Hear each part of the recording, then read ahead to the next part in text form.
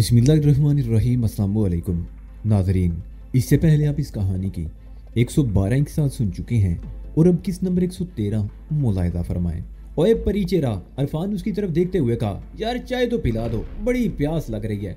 प्यास लग रही है तो ठंडा पानी पियो, चाय से प्यास तो नहीं बुझती। परिचेरा ने कहा, प्यास तो पानी से भी नहीं बुझती। अरफान ने हंसते हुए मानी खेज नजरों से रोना की तरफ देखा। जब से यहाँ आए हैं प्यास बढ़ती ही जा रही है।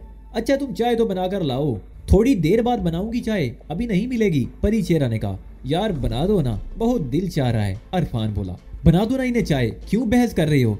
रोना ने परिचेरा को घूरते हुए सरगोशियाना लहजे में कहा, वो अपने पाजी और दिलावर से भी पूछ लो, मैं दोबारा नहीं बनाऊंगी। परिचेरा ने कहा, ओए क्या कहा तुमने। अरफान के हल्क से घुर्राहट सी निकली, अगर हाजी साहब ने सुन लिया ना तो तुम्हारी गर्दन उड़ा देंगे।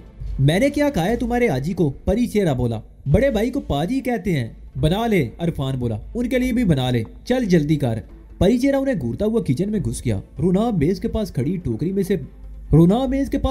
टोकरी में से सब्जी और फ्रूट निकालकर ट्रे में रख रही थी। उसने महसूस कर लिया था कि अरफान उसे घूर रहा है। ये उसने पिछले 2 दिन से खास तौर पर नोट बात की थी कि वो जब भी इरफान के सामने आती वो उसे अजीब सी नजरों से घूरने लगता। कभी मौका पाकर वो एक आध चुभता हुआ ज़ूमैनी जुमला भी कह देता था और इस वक्त भी उसने कुछ ऐसे अल्फाज कहे थे कि वो तिलमिला कर रह गई थी। इसी वजह से वो उन लोगों के सामने बहुत कम आती थी। उसका ज्यादा वक्त अपने कमरे में गुजरता। जब हाजी वगैरह यहाँ आए थे तो उसने बड़े शौक से उनके लिए खाने वगैरह तैयार किए थे, लेकिन अब उसने घर का सारा काम परिचेरा पर छोड़ दिया था। वो ये भी जानती थी कि वो लोग परिचेरा को भी छेड़ते रहते थे और परिचेरा भी उनसे दूर ही रहने की कोशिश करता था। रोना अपने शोहर फारूक को फोन करने के लिए अपने कमरे से निकली थी, लेकिन उन दोनों को यहाँ बैठे देखकर उसने फोन करने का इरादा बदल दिया। कुछ देर मेज के पास खड़ी रही, फिर वो वापस अपने कमरे में आ गई। फारूक अहमद सुबह 8 बजे के करीब दफ्तर गया था। उसने कहा था कि वो 12 बजे तक वापस आ जाएगा। वो दिल ही दिल में दुआ मांगने लगी कि फारूक जल्दी वापस आ जाए। ये ताज़ा सूरत नहायत संगीन थी। उस रात वो जान गई थी कि इन तीनों को तय खाने में कत्ल किया गया था और उनकी लाशें भी उसके सामने तय खाने से निकालकर कोठी के अकब में गंदे नाले में फेंक दी गई थी और अब वो लाशें मिल गई थी। रुना तो ये सोचकर ही कांप रही थी कि अगर पुलिस उन लाशों के बारे में तहकीकात करती हुई यहाँ तक पहुँच गई तो हाजी वगैरह तो शायद फरार होने में कामयाब हो जाएं, लेकिन वो लोग धर लिए जाएंगे। 11:30 बजे के करीब फारूक आ गया। वो शायद कुछ देर हाल कमरे में रुका, फिर रोना के कमरे में आ गया। रोना उस वक्त बेड पर लेटी हुई थी। उसे देखते ही उठ गई और कमरे का दरवाजा बंद कर दिया। क्या बात है रोना। फारूक उसके चेहरे पर नजरें जमाते हुए बोला, तुम कुछ ज्यादा ही परेशान लग रही हो, कोई गड़बड़। यही परेशानी क्या कम थी कि हाजी जैसे खतरनाक लोग हमारे घर पर मौजूद हैं। रोना बोली, नई परेशानी ये है कि वो तीनों लाशें पुलिस को मिल गई हैं। क्या। फारूक अहमद उछल पड़ा, तुम्हें किसने बताया। परिचेरा ने।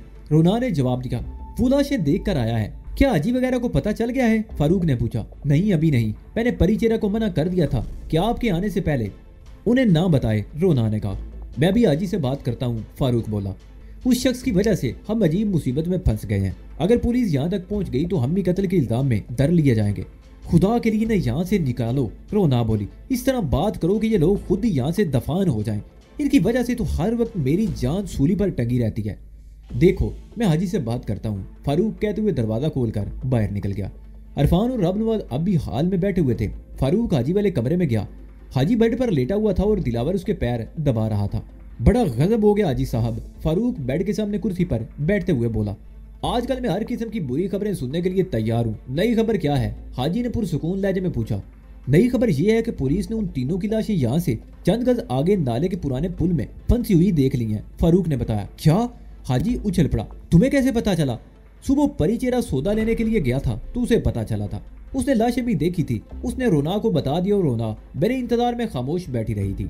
यह खबर हाजी के लिए बम धमाके से कम नहीं थी। उसने परिचेरा को बुलाया और उससे तफसील मालूम करने लगा। आखिर में वो बोला, तुमने किसी को कुछ बताया तो नहीं कि वो कौन है।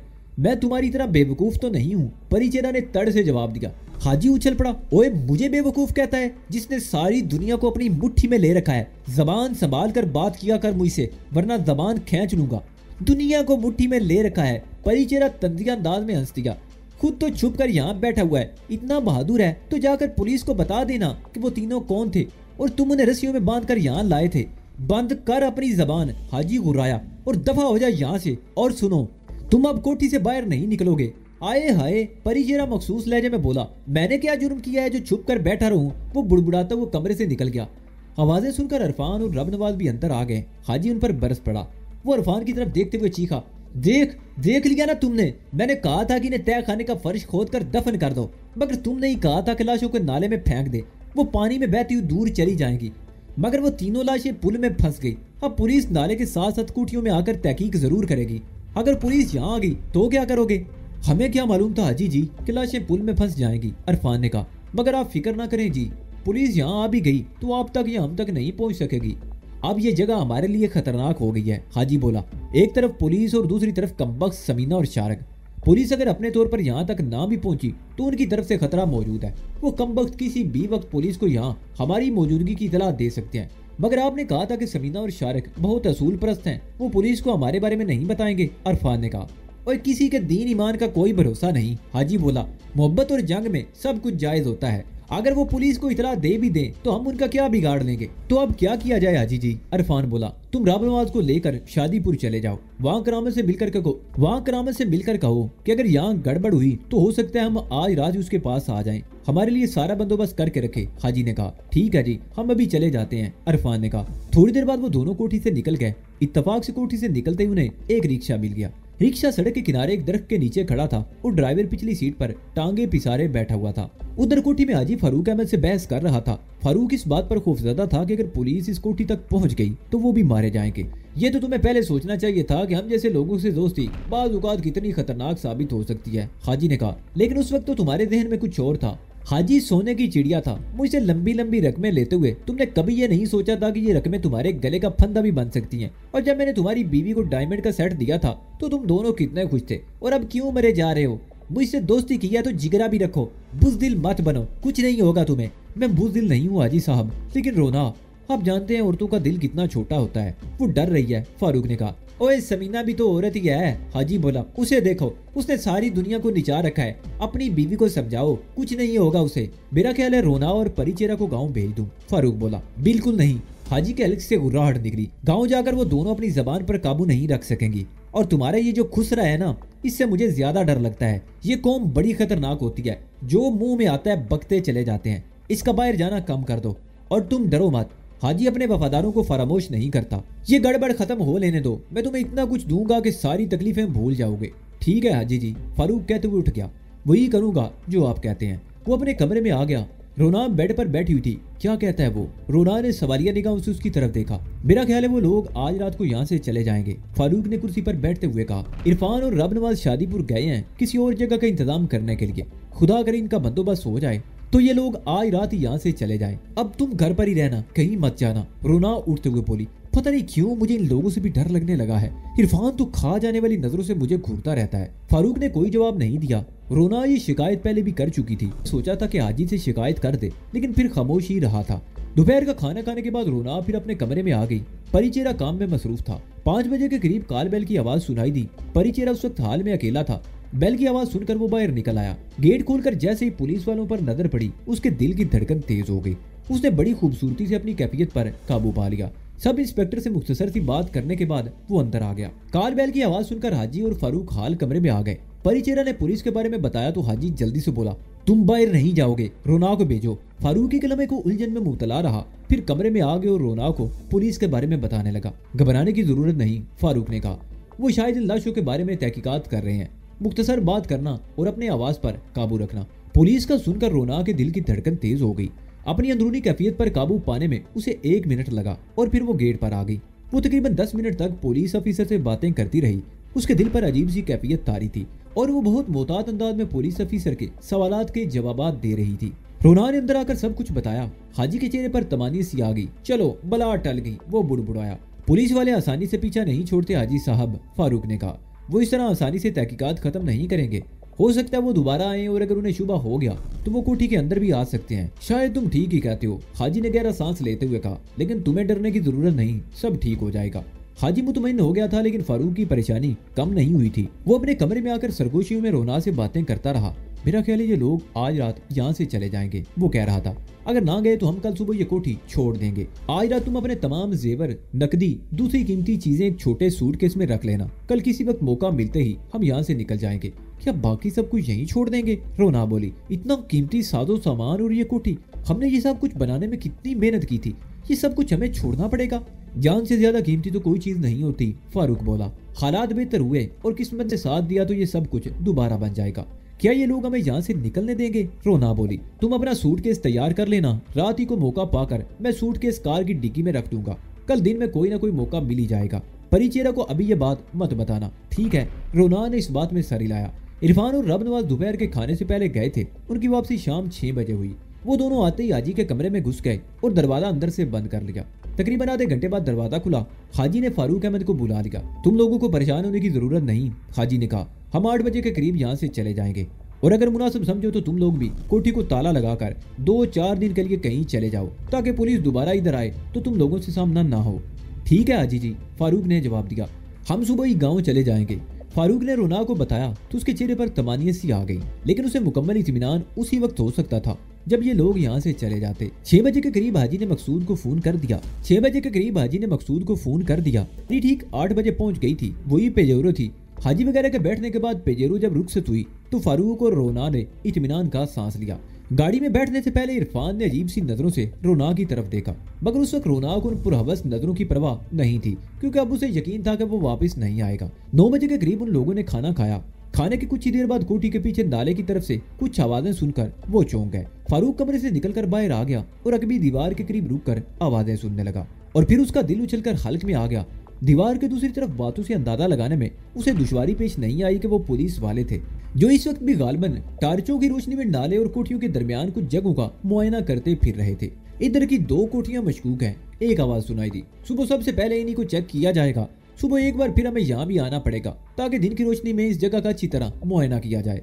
ठीक है सर, दूसरी आवाज सुनाई दी। अब वापस चलें, बदबू से दिमाग फटा जा रहा है। चलो, ये वही पहली आवाज थी, बाकी काम सुबह देखा जाएगा। फारूक अहमद कांप उठा। वो तेज तेज कदम उठाता हुआ अंदर आ गया। उसके चेहरे पर हवाइयां सी उड़ी हुई थी। क्या हुआ, घबराए हुए क्यों हो? रोना ने पूछा। पुलिस, फारूक अहमद ने कहा। आवाज उसके हल्क में अटक रही थी। पुलिस वाले उस वक्त भी नाले के किनारे पर कोई सुराग तलाश करने की कोशिश कर रहे थे। उनकी नजरों में हमारी कोठी मशकूक है। इस वक्त वो लोग वापस जा रहे हैं, सुबह फिर आएंगे। वो चंद लम्हों को खामोश हुआ, फिर बात जारी रखते हुए बोला। जब इरफान और रब नवाज वगैरह लाशें तय खाने से निकाल कर ले गए थे तो उनके जख्मों से खून बह रहा था। खून के कतरे कोठी के अंदर कालीन पर भी गिरे थे और बाहर सेन में भी। हो सकता है कि दीवार के दूसरी तरफ भी ऐसे कोई निशानात मौजूद हों। अगर सुबह पुलिस को वो निशान मिल गए तो हम दोनों को फांसी के फंदे से कोई नहीं बचा सकेगा। वो कमबख्त तो चले गए और हमारे लिए मुसीबतें खड़ी कर गए। अब क्या किया जाए? रोना ने कहा। उसके लहजे में भी हल्की सी थरथराहट थी।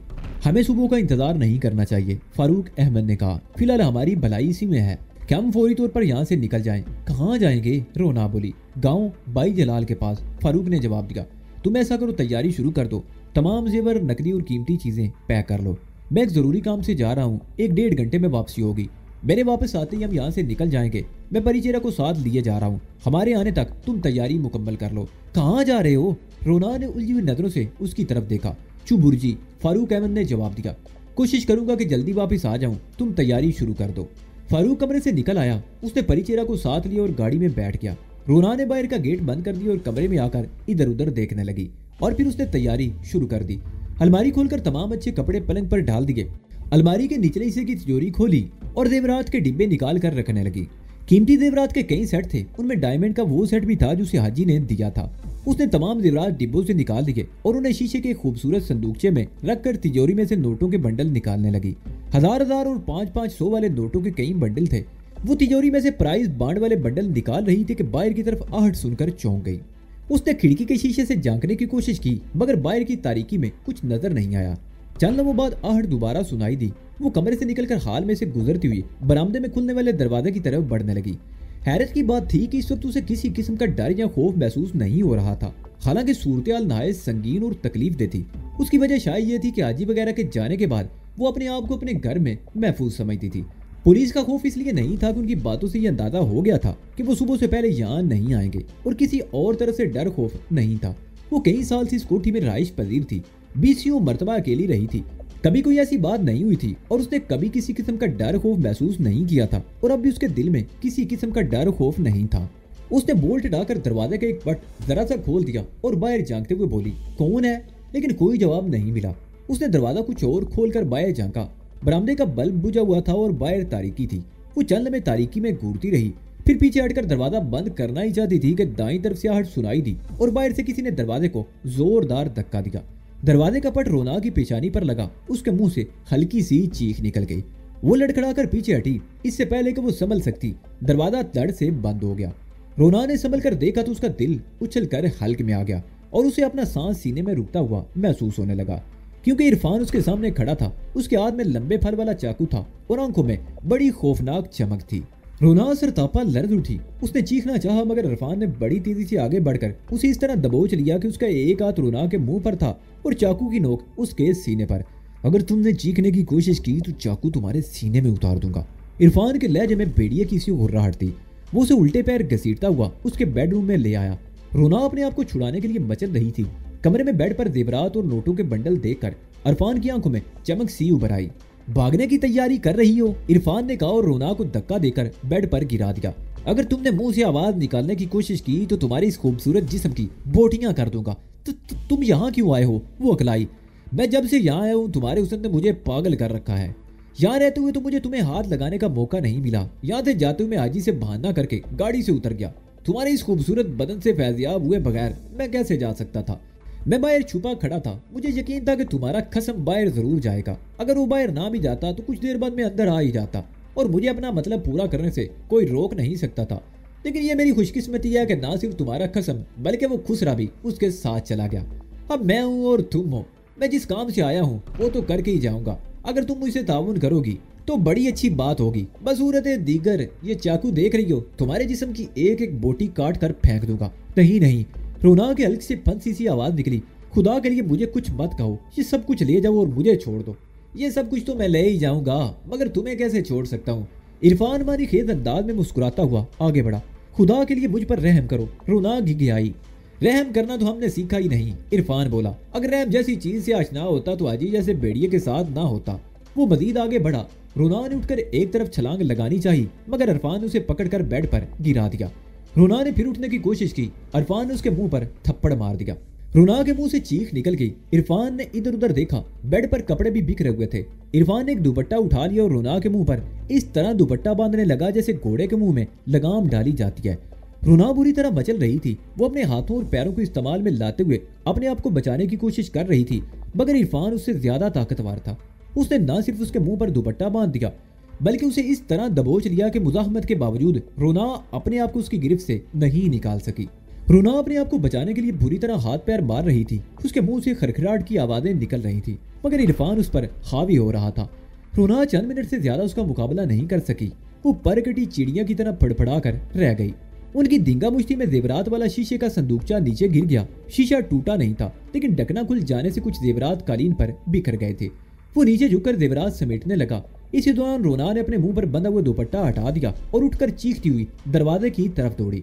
इरफान एक लम्हा जाया किए बगैर उसकी तरफ लपका और उसे दरवाजे तक पहुंचने से पहले ही दबोच लिया। वो रोना को घसीटता हुआ बेड पर ले आया। चाकू बेड पर एक तरफ पड़ा हुआ था। उसने चाकू वाला हाथ बुलंद किया।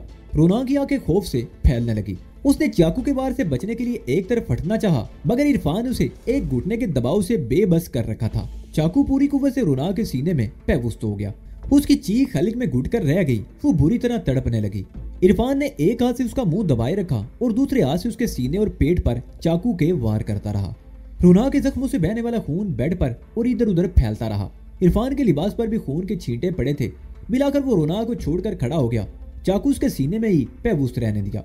रोना के मुंह से अब कोई आवाज नहीं निकल रही थी। वो कुछ देर तक तड़पी और बेहिस्सो हरकत हो गई। इरफान ने इधर उधर देखा। खुली हुई अलमारी में फारूक अहमद के कपड़े टंगे हुए थे। उसने अपने कपड़े उतार दिए और फारूक अहमद की एक पैंट शर्ट अलमारी से निकाल कर पहन ली। फिर उसने तमाम जेवरात और नोटों के बंडल एक कपड़े में डालकर पोटली बनाई और कमरे से बाहर निकल आया। उसने अपने कपड़े वहीं छोड़ दिए। उसे इस बात की परवाह नहीं थी कि बाद में उसे कपड़ों की वजह से शनाख्त कर लिया जाएगा। वो एक हाथ में पोटली लिए गेट खुलकर बाहर आ गया और इत्मीनान से चलता हुआ सड़क पर आ गया। वो सड़क पर रुका नहीं, आहिस्ता आहिस्ता चलता रहा। कुछ ही देर बाद रेलवे स्टेशन की तरफ जाने वाली बस आ गई और वो बस में सवार हो गया। फारूक की वापसी 12 बजे के करीब हुई। गेट खुला देखकर उसका माथा ठिंका। वो गाड़ी अंदर ले आया। उसने गाड़ी से उतरते हुए रोनाओ को 2-3 आवाजें दी मगर जवाब न पाकर तेजी से बरामदे की तरफ लपका। फरीचेरा भी उसके पीछे था। बरामदे वाला दरवाजा खुला हुआ था। फारूक अहमद रोना को पुकारता हुआ तेज से कदम उठाता हुआ कमरे की तरफ बढ़ा। और फिर दरवाजे में पहला कदम रखते ही अंदर का मंजर देखकर उसके मुंह से खौफनाक चीख निकल गई। शारा को रात भर नींद नहीं आई थी और समीना भी जागती रही थी। एसपी अल्ताफ अली से मुलाकात के बाद जब वो घर पहुंचे तो 1 बजने वाला था। शाहपरी, रजिया और तफैल उनके इंतजार में जाग रहे थे। बहुत देर कर दी तुम लोगों ने, शाहपरी उन्हें देखते ही बोली। हम तो परेशान हो रहे थे, हम तो अब ये प्रोग्राम बना रहे थे कि मजीद 1 घंटे तक तुम लोग ना आए तो हम लोग तुम्हारी तलाश में निकल पड़ेंगे। हमारी तलाश में कहाँ जाते, शारिक ने मुस्कुराते हुए कहा। एसपी अल्ताफ अली के घर का पता मालूम किया जा सकता था, शाहपरी ने भी मुस्कुराते हुए जवाब दिया। अगर ये पता चल जाता कि तुम लोगों को गिरफ्तार कर लिया गया है तो हम अल्ताफ अली के घर वालों को यरगमाल बना लेते, फिर देखते कि वो तुम्हें कैसे नहीं छोड़ता। एसपी अल्ताफ अली फर्ज शनास और जिम्मेदार ऑफिसर है, मैंने इसलिए उसका इंतखाब किया था, शारिक ने जवाब दिया। उससे मुझे ऐसी हमाकत की तवक्को नहीं थी कि वो मुझे गिरफ्तार करने की कोशिश करे। वो एक ज़हीन ऑफिसर है, मुलाकात से निमटना जानता है। 9 लाख कहाँ है, रजिया ने पूछा। वो असले के गोदाम की निशानदेही के लिए एसपी के साथ गया है, मेरा ख्याल है सुबह तक वापस आ जाएगा, शारिक ने कहा। अगर उसे बंद कर दिया गया तो, रजिया बोली। मेरा मतलब ऐसा ना हो कि उसे यरगमाल बनाकर हमें ब्लैकमेल करने की कोशिश की जाए। ऐसा नहीं होगा, शारिक ने मुस्कुराते हुए कहा। इस वक्त सबसे ज्यादा मतलूब मैं हूँ। अगर वो मुझे गिरफ्तार करना चाहता तो मुकम्मल तैयारी करके आता, लेकिन उसने ऐसा नहीं किया। उसके बरक्स उसने समीना को पुलिस से बचाया था। अगर वो ना होता तो समीना के लिए या हम सब के लिए मसला पैदा हो सकता था। शारिक चंद में खामोश रहा, फिर उसे बताने लगा कि किस तरह समीना पुलिस के हाथ आते आते रह गई थी। और यह भी गनीमत था कि उस पर पुलिस ऑफिसर ने समीना को पहचाना नहीं था, वरना उलझन पैदा हो जाती। वो लोग 3 बजे तक बातें करते रहे। शाहपरी वगैरह को नींद आने लगी, वो लोग सोने की तैयारी करने लगे। शारिक उठकर ऊपर वाले टेरेस में आ गया और कुर्सी पर बैठकर सूरत हाल का जायजा लेने लगा। वो सोच रहा था कि जब हाजी के असले के गोदाम पर छापा पड़ेगा तो हाजी की क्या हालत होगी। कुछ देर बाद समीना भी ऊपर आ गई और वो दोनों बैठे बातें करते रहे। उन दोनों में से किसी को भी नींद नहीं आ रही थी। गुज़िश्ता दिनों की बारिशों और आसमान पर बादलों की वजह से मौसम खासा खुशगवार हो गया था। वो लोग जिस जगह कुर्सियों पर बैठे हुए थे वहां से सड़क भी नजर आ रही थी। वो बार बार सड़क की तरफ देख रहे थे। वक्त आहिस्ता आहिस्ता गुजरता रहा, रात बीत गई, दिन का उजाला फैलने लगा था। सामने सड़क पर आमदोरफ्त शुरू हो गई। 6 बजे के करीब एक रिक्शा गली के मोड़ पर रुका और 9 लखे को रिक्शे से उतरते देखकर उन दोनों ने इत्मीनान का सांस लिया। 9 लखा रिक्शे से उतरकर चलने में वहीं खड़ा रहा और जब रिक्शा मुड़कर वापस चला गया तो वो भी आगे चलने लगा। समीना नीचे आ गई और उसने 9 लखा के बैल बजाने से पहले दरवाजा खोल दिया और उसे लेकर ऊपर आ गई। 9 लखा भी उनके करीब एक कुर्सी पर बैठ गया। क्या रहा? शारिक ने सवारिया निगाहों से उसकी तरफ देखा। कुछ भी नहीं, 9 लखा ने जवाब दिया। एसपी अल्ताफ अली मुझे लेकर थाने पहुंचा और वहां से अपने दफ्तर ले गया।